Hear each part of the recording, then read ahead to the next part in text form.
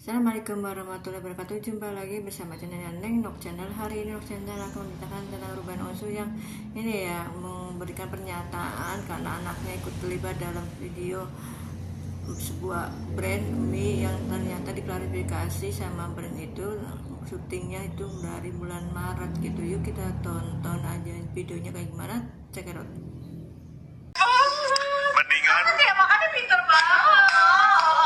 udah kencang Cici. Hah, kamu mau lagi? Mahnya pun tidak bisa berkata-kata.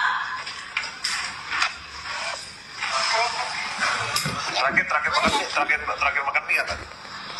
Dia tahu kalau merayu mahnya nggak mungkin di Januari, ini baru tahap 1 ya, ini baru Februari. Sebulan boleh sekali kan? Jadi hari ini jatah kamu loh. Enggak, waktu itu pas benda live-nya juga 2 kali, jadi boleh 2 kali dong. Kalau lagi kerja nggak dihitung ya? Aku bolehin. Gimana? Ya udah terakhir. Ya, ini kalian udah tahu banget yang ini anak Oh, apa? Mama udah oh my god, Cici bangunan dia pinter banget. Mendingan Ya makanya pinter banget. udah kencang Cici. Hah, kamu mau lagi? Mahnya pun tidak bisa berkata-kata.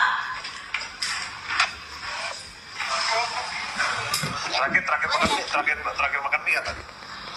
Dia tahu kalau merayu mahnya nggak mungkin di Januari, ini baru tahap 1 ya, ini baru Februari. Sebulan boleh sekali kan? Jadi hari ini jatah kamu loh. Enggak, waktu itu pas benda live-nya juga 2 kali, jadi boleh 2 kali dong. Kalau lagi kerja nggak dihitung ya? Aku bolehin. Gimana? Ya udah terakhir tapi satu ya. Terakhir ya satu ya. Ini kan my dad. Bolehin. Terakhir satu ya. Terakhir satu ya. Sampai mukul-mukul tembok. Ya udah satu terakhir udah. Habis itu udah nggak boleh tambah lagi Cici. Mintanya satu lagi. Laper dia laperan. Ya nggak kelaparan, ini jangan pulang baru makan. Sumpah dah saya. Jadi udah ngomong minta ke aku kayak gitu gimana aku tolak? Katanya kamu mau jadi gini. Enggak, aku buat kok, kamu bad kok. Nggak ada ya kayak gitu. Guys, lihat nih, Cici aja langsung minta nambah. Ya. Dari kemarin tuh Cici udah kayak nungguin kita bilang kita mau live besok lagi. Dia udah nunggu tadi udah mau tidur. Dia telepon terus dia mau turun dia mau makan lagi. Ya udah. Bakal gini. Kalau emang waktunya bilang enggak gimana sih? Ya iya kak, kalau ini waktunya nggak apa-apa. Kapan ya enggak ya? Ya nanti lah. Jangan marah sih, cukup balik itu aja.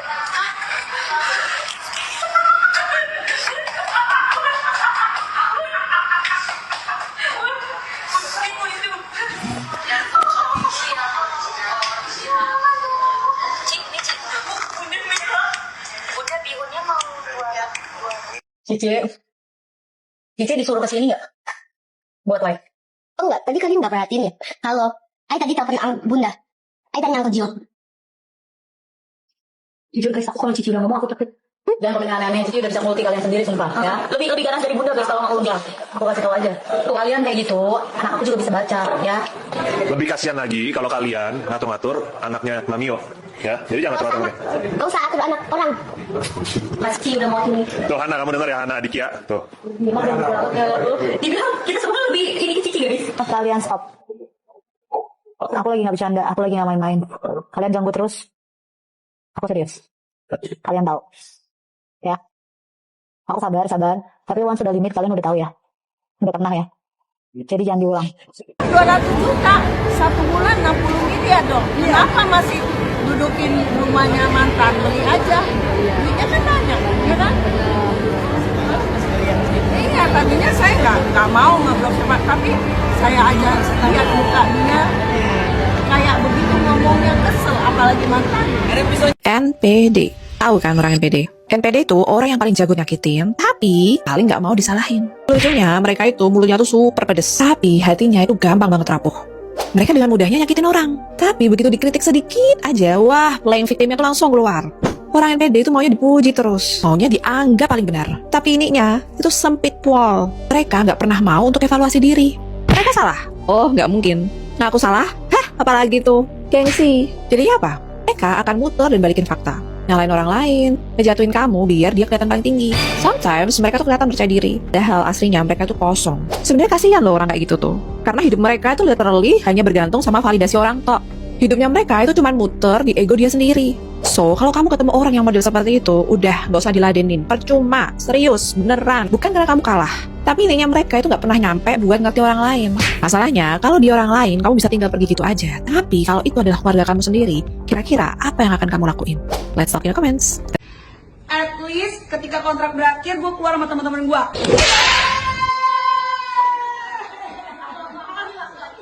At least gue nggak pulang lagi masih perform.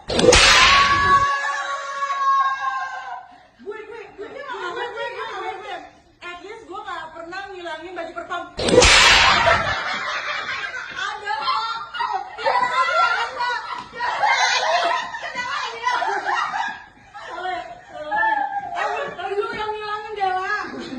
At least berangkatnya gak jauh amat dari Bogor sama Bandung. At least gue nggak playing victim. Kamu tidak perlu ikut campur. Ini urusan bunda dan ayah. Siapa di sini yang udah lihat postingan RO nge-spill siaran live Sarwenda dengan Giorgio? Di situ ada anaknya mereka juga. Mereka lagi promosi brand mie. RO bikin caption, dia ingin menyelamatkan anak-anaknya, dan juga dia bilang jangan ada kalimat kalau ini anaknya mau, dan seharusnya orang dewasa lain memperingatkan anak-anak. Kurang lebih seperti itu. Nah, yang lucu buat gue adalah gini. Menyelamatkan dalam hal apa ya? Karena di siaran itu tidak ada yang namanya kekerasan secara verbal maupun fisik.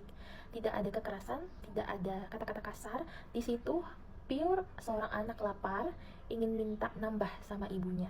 Menyelamatkan apa gitu? Kalau dibilang masuk dalam kamera, mereka udah masuk dalam kamera jauh-jauh hari. Dalam kamera live-nya RO pun dulu waktu dia masih di rumah itu masih ada. Menjadi masalah ini sebenarnya apa? Terus kedua, dia bilang sebagai orang yang dewasa, mungkin maksud dia di sini adalah Sarwenda memperingatkan anak-anaknya. Jujur lucu banget gitu. Dia aja nggak memperingatkan anak angkatnya supaya nggak keluar-keluar di media tentang ibu angkatnya. Justru dia diemin tuh, dia seneng.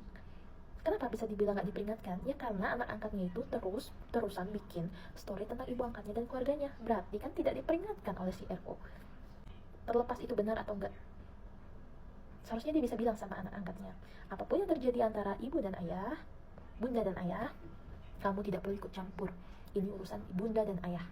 Tidak perlu ikut komentar di media sosial. Titik. Dia juga harus bisa jadi orang tua yang bijaksana. Tapi dia tidak melakukan itu. Pernyataan resmi dari Bestwalk menanggapi diskusi yang berkembang di media sosial. Kami ingin menyampaikan klarifikasi terkait kerjasama Bestwalk dengan saudari Sarwenda Tan dan saudara Giorgio Antonio Chandra. Kerjasama yang dilakukan merupakan live streaming titip jual melalui akun talent dan bukan kerjasama sebagai brand ambassador. Bestwalk tidak pernah meminta, mengeratkan maupun mengisyaratkan melibatkan anak-anak saudari Sarwenda Tan dalam bentuk apapun. Kehadiran anak-anak dalam siaran langsung tersebut bukan merupakan bagian dari ruang lingkup kerja sama dari Bestwalk. Kerjasama Bestwalk dengan kedua pihak talent berakhir di live streaming tanggal 3 Maret 2026. Tidak terdapat kerjasama lanjutan setelahnya. Bestwalk menghormati privasi seluruh pihak yang terlibat. Ruang lingkup kerjasama kami terbatas pada kegiatan komersial yang telah disepakati dan tidak berkaitan dengan urusan pribadi kedua talent di luar kerja tersebut.